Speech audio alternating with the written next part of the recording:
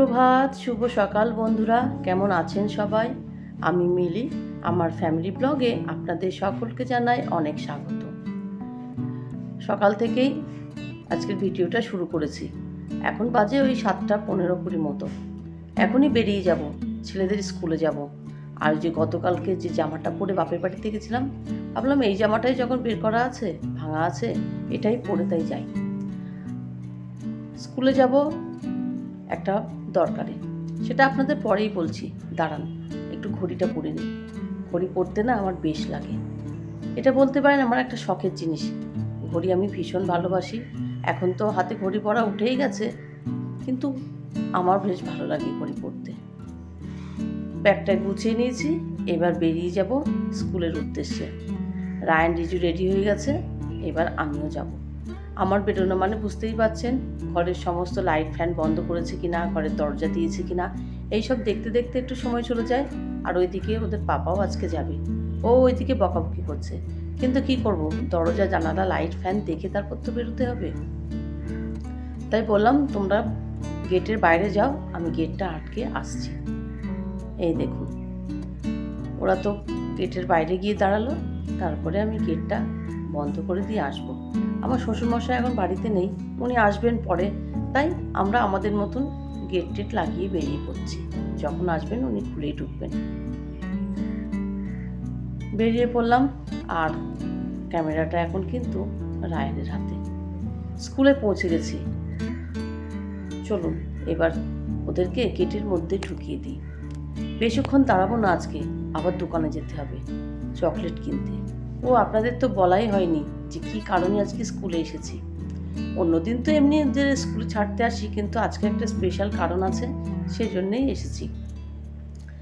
আজকের Riju star of the week হয়েছে, তাই সেই সার্টিফিকেটটা বা অ্যাওয়ার্ডটা আনার জন্যই আমাকে বা আমাদের ডেকে পাঠিয়েছে, তাই যাচ্ছি।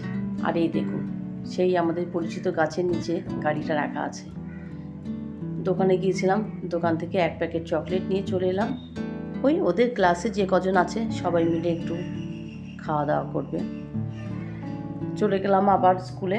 টাইম ছিল একদম 9টা, কিন্তু আমার যেতে না অনেকটা দেরি হয়ে গেছে, মানে চকলেটটা কিনে নিয়ে আসতে অনেকটা সময় চলে গেছে। এখন বাজে ওই 9:20 মতো। ভাইস প্রিন্সিপালের অফিসের সামনেই দাঁড়িয়ে আছি,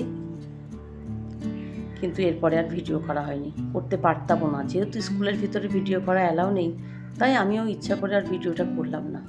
চলুন এবার বাড়িতে যাব।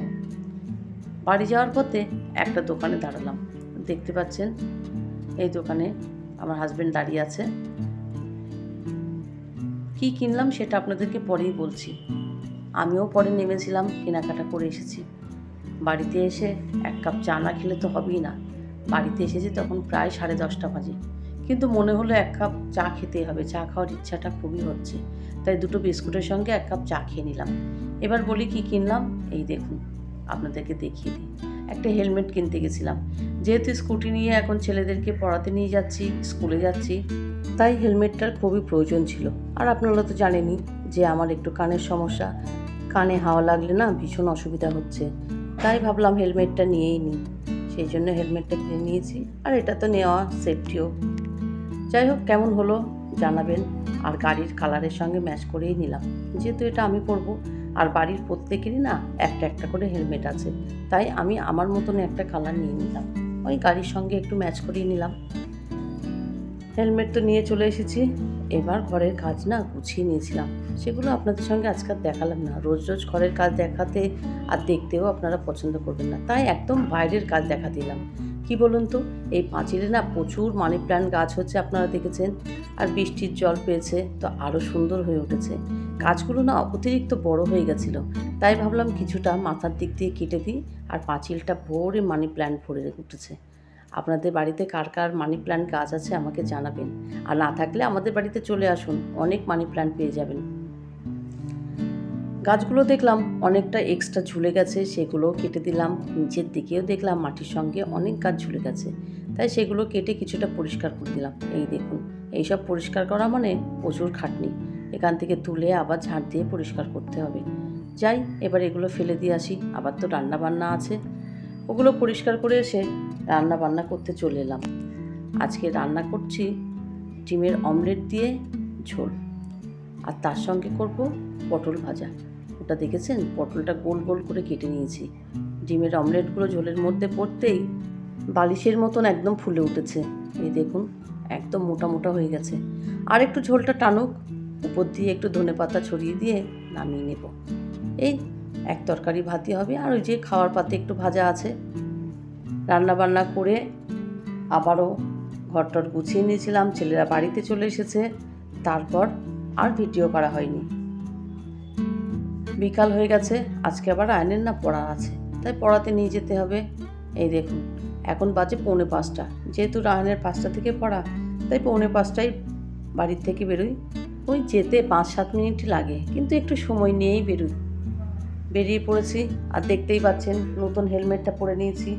এটাতে নতুনত্ব কিছু না, হেলমেট মাথায় দিলে কিন্তু খুবই কষ্ট হয়, এটাই আমি বুঝলাম। মনে হচ্ছে মাথার মধ্যে না একটা ওয়েট চেপে আছে। যেহেতু প্রথম দিন পড়ছে না, একটু অস্বস্তি হচ্ছেই আমার। আস্তে আস্তে হয়তো ঠিক হয়ে যাবে। চলুন এবার বেরাই। রায়ানকে পড়াতে নিয়ে যাব, আবার নিয়েও আসতে হবে। ভেবেছিলাম ওদের পাপা যাবে, কিন্তু আজকে আরও সময় পেল না। তাই এই দেখুন, আবার আমি বেরিয়ে পড়েছি সন্ধেবেলা ওকে আনতে।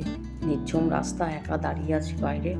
বললো যে এখনও 2 মিনিট দেরি আছে, তাই বাইরেই ওর জন্য অপেক্ষা করছি।